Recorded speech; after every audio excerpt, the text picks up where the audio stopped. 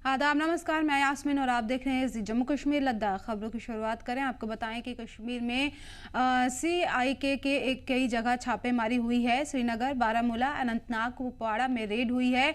हंदवाड़ा, पुलवामा, शोपियां में भी छापेमारी जारी है। आतंकी केस में काउंटर इंटेलिजेंस की रेड है। आपको बता दें, ये बड़ी खबर आपको बता दें कि छापेमारी चल रही है। आतंकी केस में काउंटर इंटेलिजेंस की रेड जारी है। कश्मीर की CIK की कई जगह पर छापेमारी जारी है। कश्मीर में CIK की कई जगह पर छापेमारी जारी है। श्रीनगर, बारामूला, अनंतनाग और कुपवाड़ा में रेड हो रही है। हंदवाड़ा, पुलवामा, शोपियां में भी छापेमारी जारी है। आतंकी केस में काउंटर इंटेलिजेंस की ये रेड है। कश्मीर में CIK की रेड जारी है। कुपवाड़ा में रेड हो रही है। हंदवाड़ा, पुलवामा, शोपियां में भी छापेमारी जारी है। बड़ी खबर है, आपको बता दें कि कश्मीर में CIK की कई जगह पर छापेमारी जारी है। श्रीनगर, बारामूला, अनंतनाग, कुपवाड़ा में रेड है। हंदवाड़ा में, पुलवामा, शोपियां में जारी है ये छापेमारी। बड़ी खबर है, आपको बता दें कि काउंटर इंटेलिजेंस की रेड जारी है। आतंकी केस में काउंटर इंटेलिजेंस की रेड जारी है। कई जगहों पर ये छापेमारी चल रही है। कश्मीर के CIK की कई जगह पर छापेमारी जारी है। श्रीनगर, बारामूला, अनंतनाग, कुपवाड़ा, हर जगह यहाँ पर छापेमारी जारी है। हंदवाड़ा, पुलवामा, शोपियां में भी छापेमारी चल रही है। आतंकी केस में काउंटर इंटेलिजेंस की रेड है। कश्मीर में CIK की कई जगह छापेमारी चल रही है।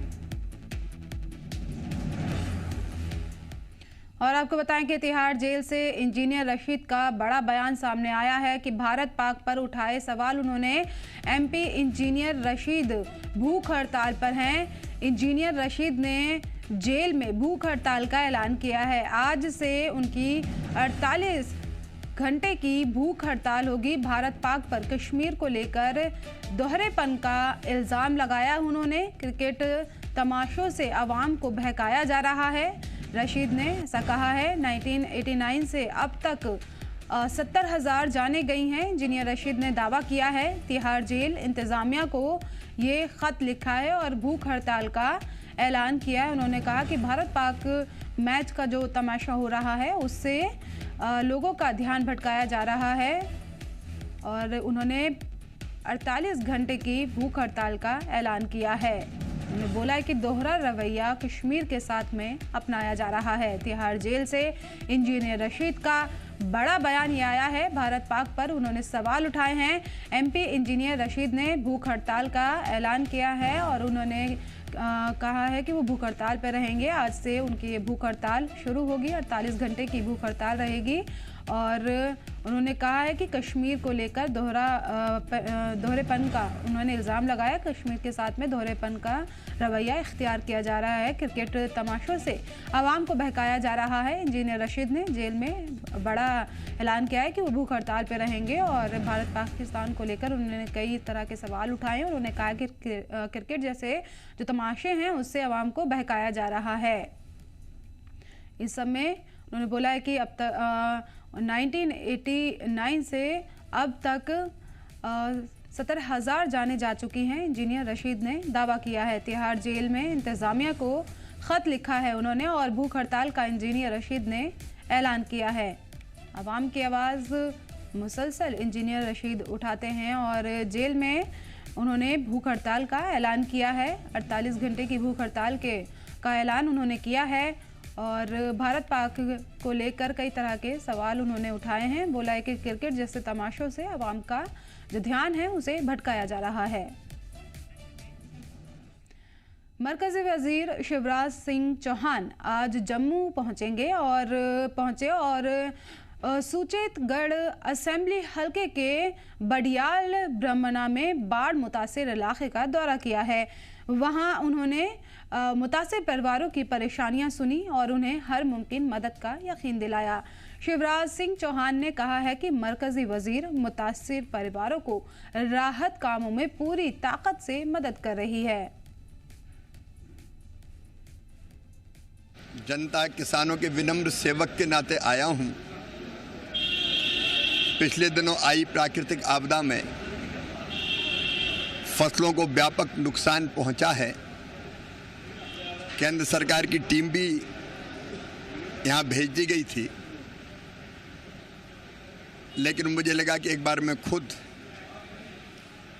किसानों के नुकसान को देखूं, प्रभावित किसानों से चर्चा और बातचीत करूं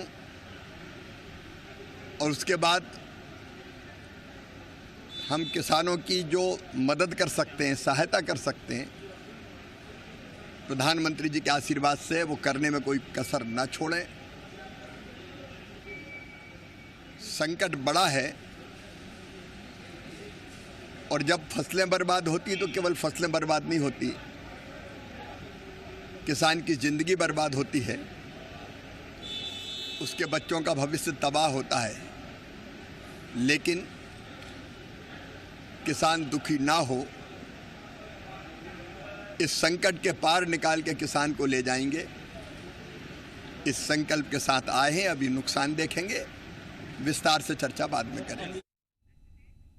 हाल ही में पुंछ जिले के कलाबन इलाके में हुए लैंडस्लाइड के हादसात से मुतासिर परिवारों के लिए पुंछ के सेशंस कोर्ट के जजों ने एक पहल की है। प्रिंसिपल एंड सेशंस जज Ashwani Kumar, chief judicial magistrate Sarfaraz Nawaz और जज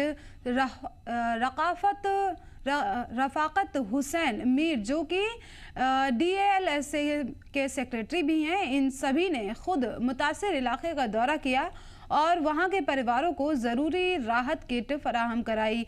सहाफ़ियों से बात करते हुए जज रफाकत हुसैन मीर ने कहा, हमने कलाबन इलाके के मुतासिर परिवारों के कुछ ज़रूरी चीज़ें बांटी हैं। गौरतलब है कि पिछले कुछ दिनों की भारी बारिश ने कलाबन इलाके में तबाही मचा दी है, जिससे कई घर और बिल्डिंग तबाह हो गए हैं। कई परिवार अब बेघर हैं और उन्हें फौरन मदद की ज़रूरत है। जी, जैसे आपको पता है कि आज से कुछ दिन कबल जो है कालाबन मेंढर में लैंड सिंकिंग की वजह से लगभग 70 से 80 मकाना जो लोगों के हैं वो डैमेज हो चुके थे। इसी सिलसिले में हमने कुछ दिन कबल जो है जितने भी NGOs हमारे डिस्ट्रिक्ट के अंदर हैं उनसे रब्ता किया और उन NGOs की मदद से आज के दिन जो है हमने जो रिलीफ मटेरियल है, चाहे वो राशन है, कंबल हैं और जितने भी बाकी पानी वगैरह जो है वो आज जो है वहाँ पे हम लेके जा रहे हैं। और इसमें हमारे जो honourable principal district and session जज साहब हैं उनकी ज़ेरे निगरानी में ये रिलीफ मटेरियल जो है मौके पे जाके उन लोगों को डिस्ट्रीब्यूट किया जाएगा। जम्मू की पुरानी गलियों में आज भी एक खास परंपरा जिंदा है। एक ऐसा मुस्लिम खानदान जो पिछले 70 साल से डोगरा शाही पहनावे की पहचान को संभाले हुए है। आइए देखते हैं हमारी एक खास रिपोर्ट।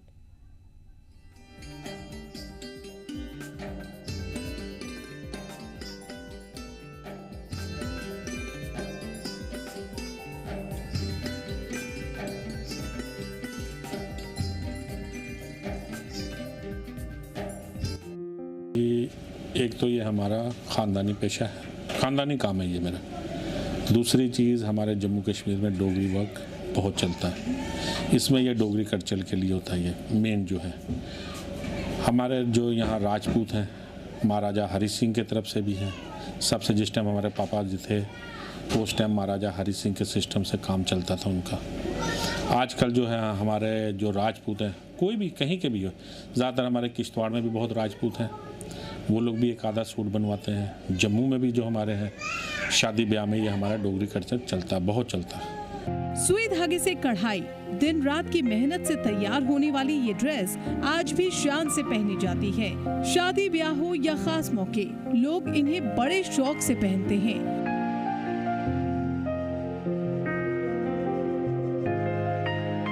मैं ये चाहता हूँ सरकार थोड़ी हमारी मदद करें कि हम भी आगे और भी लोगों को सिखाएं तो आगे बढ़ाएं। तो ये काम हमारा चलता रहना चाहिए। ये अपने जम्मू के अंदर ही, जैसे कि किश्तवाड़, भदरवा, उधमपुर, चनैनी, ऐसी जगहों पे जाते हैं। तो एक सूट अगर बनाना हो तो उसमें कितना समय लगता है? 15 से 20 दिन लगते हैं। 15 से 20 दिन? हाँ जी। जैसा काम होता है वैसा टाइम होता है। तो काम सारा हाथ से ही होता है? हाँ जी, सारा काम हाथ से। तो क्या संदेश रहेगा आपकी तरफ से? कोई मेरी तरफ से यही संदेश रहेगा कि अब जितने भी लोग हैं अपनी परंपरा को जिंदा रखें। आज सिर्फ जम्मू ही नहीं बल्कि दूसरी रियासतों से भी इन ड्रेसों की डिमांड आती है। खानदान का कहना है कि अगर हुकूमत मदद करे तो इस कला को और बड़ा बनाया जा सकता है। इस खानदान की कहानी ये बताती है कि अगर जुनून और लगन हो तो पुराना हुनर कभी खत्म नहीं होता। डोगरा शाही पहनावे को जिंदा रखने वाला ये खानदान वाकई जम्मू कश्मीर की तहजीब की मिसाल है। जम्मू कश्मीर में डोगरा शासक जब रहा तो राजा महाराजाओं के समय में जो वस्त्र पहने जाते थे, जो उनका लिबास था, उस लिबास को, उस परंपरा को आज भी एक परिवार ने जो है वो जिंदा रखा है। वो परिवार है मियाँ जी का परिवार, जो कि जम्मू की ओल्ड सिटी यानी पीर मिठा एक इलाका है, वहाँ पर वो अपने घर में ही ये पूरा आर्ट वर्क करते हैं। जैसे ही आप तस्वीरें देख रहे हैं, इन तस्वीरों में साफ तौर पर ये दर्शाता दिख रहा है कि ये आर्ट वर्क सुई और धागे का खेल है। और आज के समय में कहीं ना कहीं हमारी जो संस्कृति है, हमारी जो सभ्यता है, उसको ज़िंदा रखना ये अपने आप में एक इतिहास है। डोगरी सूट जो है वो यहाँ पर जो मियाँ जी के बेटे हैं रज़ा, वो यहाँ पर बनाते हैं, और उन्हीं के आगे जो बेटे हैं अरशद, वो भी तीनों यानी तीसरी पीढ़ी तक जो है ये परंपरा चलती आ रही है। और आज इनका अच्छा खासा नाम है।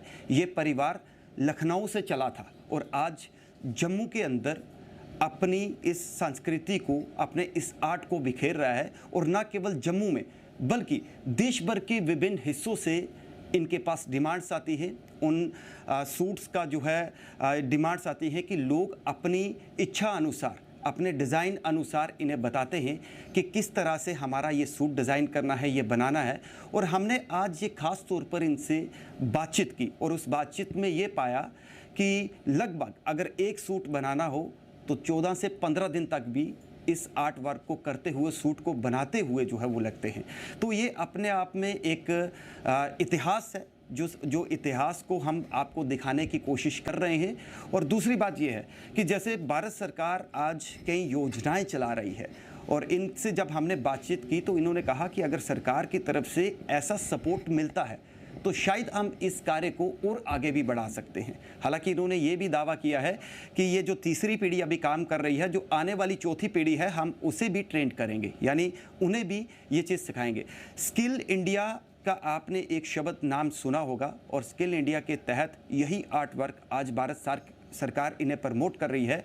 लेकिन अगर हमारा ये वीडियो कोई अधिकारी देख रहा है तो वो ज़रूर इन तक पहुँचे, क्योंकि इन्होंने अपनी बात जो है वो रखी है कि उस तरह का जो है हमें सपोर्ट नहीं मिल रहा है, ताकि ये चाहते हैं कि ये कला, ये आर्ट केवल यहाँ तक सीमित ना रहे, ये एक्सपैंड हो, यानी देश भर के अंदर ये आर्ट जो है वो जाना जाए।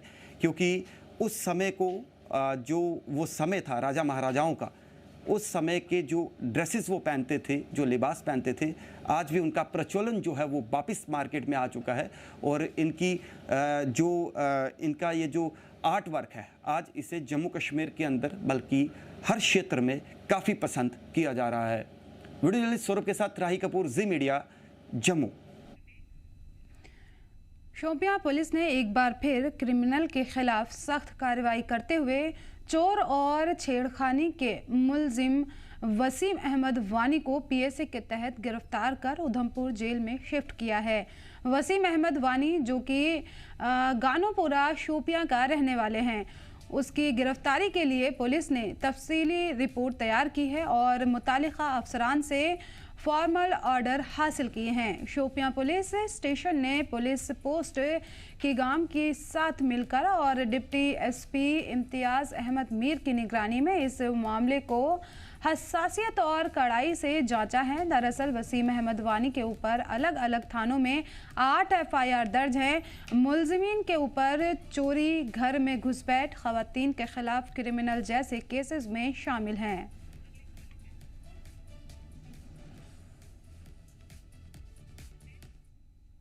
Ladakh biker union Leh LAHDC और UT टूरिज्म के मदद से 26 से 28 सितंबर तक लेह में पहली बार हिमालयन एडवेंचर फेस्टिवल किया जाएगा। प्रेस कॉन्फ्रेंस में यूनियन के सदर योनतान ने बताया है कि 3 रोज़ा फेस्टिवल इलाके में एडवेंचर लवर्स और बाइकर्स को एक साथ लाएगा। इस फेस्टिवल में लेह में पहली बार मोटो फुटबॉल मैच का इनेकाद किया जाएगा। साथ ही खवातीन के लिए एक खास बाइकिंग कंपटीशन भी रखी गई है। आपको बता दें कि लद्दाख को एक ग्लोबल एडवेंचर डेस्टिनेशन और सितंबर महीने में टूरिज्म को बढ़ावा देने के मकसद से ये फेस्टिवल किया जा रहा है।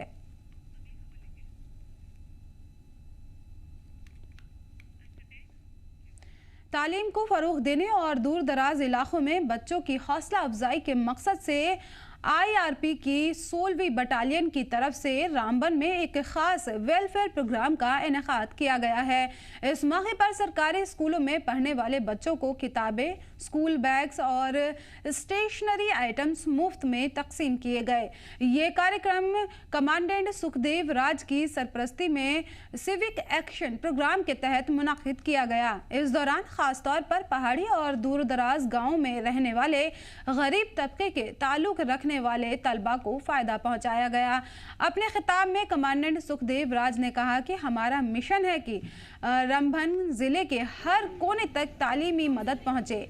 ऐसे बच्चे जो तंगी और दुश्वार हालात में पढ़ाई कर रहे हैं, उन्हें हम हर मुमकिन सहारा देने के लिए तैयार हैं। उन्होंने बताया कि इस तरह के इवेंट आने वाले वक्त में जिले के दूसरे दूर दराज इलाकों में भी कराए जाएंगे ताकि हर बच्चे को तालीमी सहूलतें मिल सकें। हम यहाँ पे आए और हमें रिफ्रेशमेंट भी मिली और हमें स्टेशनरी आइटम्स, बैग्स वगैरह, नोटबुक, कापी, पेंसिल, रबड़, हर चीज़ें मिली और हम शुक्रिया अदा करते हैं। हम यहाँ पे आए, बहुत अच्छा लगा। यहाँ पे बहुत सारी एक्टिविटीज़ कराई। यहाँ पे आके और बच्चों को भी आना चाहिए जो नहीं आए। यहाँ पे आके हमने बहुत कुछ नया सीखा और यहाँ पे नया सीखने को भी मिला। यहाँ पे आके अच्छा लगा। यहाँ Chaudhary my school name is government mobile primary school Parnaut Ramban. मुझे यहाँ आके बहुत अच्छा लगा। यहाँ पे हर एक चीज़ बहुत अच्छी लगी। हमें यहाँ बहुत सारी एक्टिविटीज़ करवाई। एक सिविक एक्शन प्रोग्राम ऑर्गेनाइज किया है। उस सिविक एक्शन का मेन मोटो यही रहता है कि हम लोग सोसाइटी के साथ कैसे जुड़े। सोसाइटी के में वो आजकल आज के दौर में जो क्राइम ड्रग्स का, तो अदर वर्ड्स ये भी एक मोटो है कि ड्रग्स कैसे कंट्रोल किया जाए, इंफॉर्मेशन के।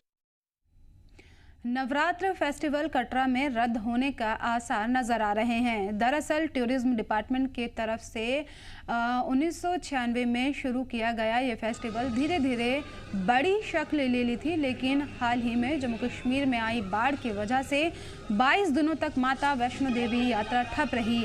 इसी हालात को देखते हुए अब फेस्टिवल पर भी परेशानी देखने को मिल रही है। ऑर्गेनाइजर्स का कहना है कि अब तक नवरात्र फेस्टिवल कमेटी या टूरिज्म डिपार्टमेंट से किसी तरह का कॉन्ट्रैक्ट नहीं किया गया है। लोगों का कहना है कि फेस्टिवल शुरू होने में जब सिर्फ 2 दिन बचे हैं और इतने कम वक्त में तैयारियां पूरी करना मुमकिन नहीं है।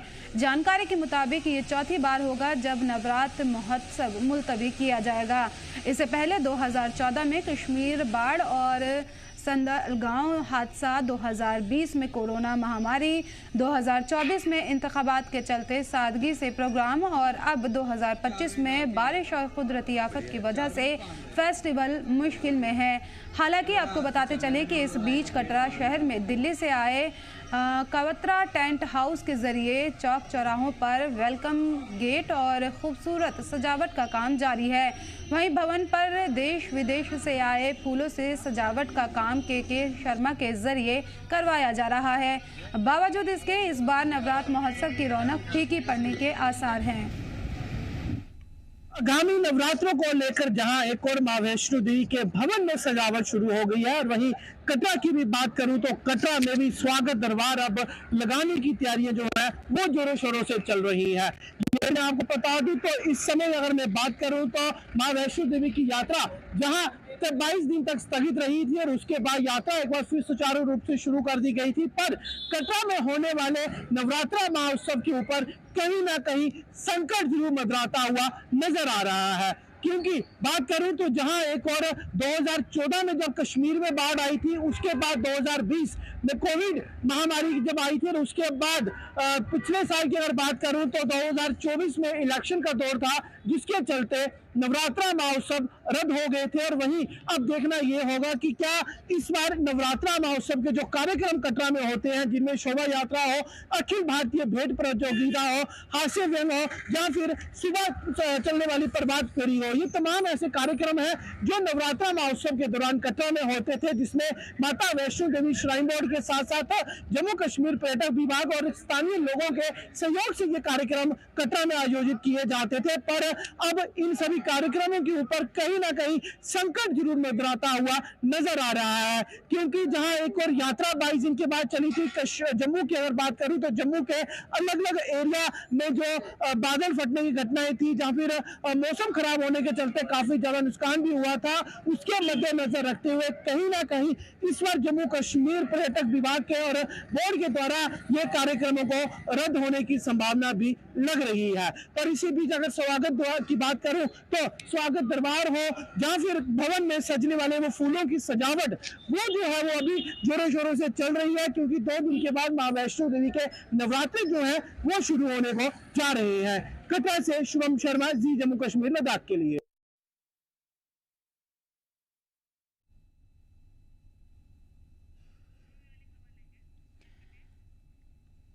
शोपियां जिले के केलर में पोषण प्रोजेक्ट के तहत ICDS महकमे ने पोषण माह और सेवा पर्व का इफ्तिताह किया है। ये प्रोग्राम खासतौर पर खवातीन और बच्चों के बीच में पोषण, हेल्थ और सफाई के तई बेदारी फैलाने के लिए शुरू किया गया है। इन पहलों का मकसद कुपोषण की परेशानी से निमटना और कम्युनिटी में हेल्दी डाइट और सफाई की आदतों को अपनाने के लिए इंस्पायर करना है। इस मौके पर ICDS के सुपरवाइजर ने कहा, हमारी कोशिश है कि हर परिवार, खासकर माताएं और छोटे बच्चे, बैलेंस्ड डाइट और सही देखभाल की अहमियत समझें। मिड सितंबर से मिड अक्टूबर दोनों प्रोग्राम चल रहे हैं। सिंपली अवेयरनेस, हर एक स्कूल गोइंग स्कूलिंग पे है अवेयरनेस, कम्प्लीमेंट्री फीडिंग पे अवेयरनेस, हाइजीन पे अवेयरनेस, ब्रेस्ट फीडिंग पे अवेयरनेस, या और बहुत सारे हमारे इश्यूज हैं जिस पे हम कम्युनिटी को अवेयर करते हैं। और इम्यूनाइजेशन, बहुत सारे हमारे SNP, हेल्दी डाइट, ओबेसिटी को कैसे हम कम कर सकते हैं, बहुत सारे इश्यूज जो हम इस प्रोग्राम में एड्रेस करेंगे। और है क्लीनलीनेस ड्राइव, सेवा, हम कैसे सोसाइटी को सर्व कर सकते हैं, वो भी हमारे इस प्रोग्राम में इंक्लूड है। PM मोदी के नुक्ते नज़र के तहत राजौरी में बेटी बचाओ बेटी पढ़ाओ मुहिम लड़कियों को साहस के पंख दे रहा है। राजौरी सरकारी PG कॉलेज एक अहम 5 रोज़ा सेल्फ डिफेंस ट्रेनिंग कैंप चला रही है, जिसमें ज़िले के मुख्तलिफ स्कूल और कॉलेजों के 75 स्टूडेंट सेल्फ डिफेंस की कला सीख रहे हैं। ये प्रोग्राम अब अपने 3रे दिन में है और इसे सोशल वेलफेयर डिपार्टमेंट के जरिए किया जा रहा है। इसका मकसद बेटियों को निडर और खुद मुख्तार बनाना है, ताकि वो किसी भी चैलेंजेस का सामना कर सकें। जम्मू कश्मीर लद्दाख से बातचीत में पार्टिसिपेंट्स ने कहा कि सिर्फ 3 दिन के ट्रेनिंग ने सेल्फ कॉन्फिडेंस भर दिया है। उन्होंने PM मोदी को दिल से शुक्रिया अदा किया है। लोगों को सोशल वेलफेयर डिपार्टमेंट और पुलिस डिपार्टमेंट कोलैबोरेशन में सेल्फ डिफेंस ट्रेनिंग दे रहा है, जिसमें 75 गर्ल्स जो हैं वो इनरोल हैं। ये गर्ल्स डिस्ट्रिक्ट राजौरी के अलग अलग कॉलेजेस और स्कूल से हैं। इस स्कीम के अंडर इस ट्रेनिंग में हम लोगों को 5 डेज़ की है, 17 से 21 तक। आज ट्रेनिंग का 3rd डे है। ट्रेनिंग में हमारा सुबह जो है वो इंडोर होता है और शाम को आउटडोर सेशंस होते हैं। सबसे पहले सुबह 7 से 8 योगा सेशन होता है, जिसमें हमें योगा सिखाया जाता है। उसके बाद हमारे लिए ब्रेकफास्ट का अरेंजमेंट है। देन उसके बाद मोटिवेशनल लेक्चर्स होते हैं, देन मोटिवेशनल वीडियो।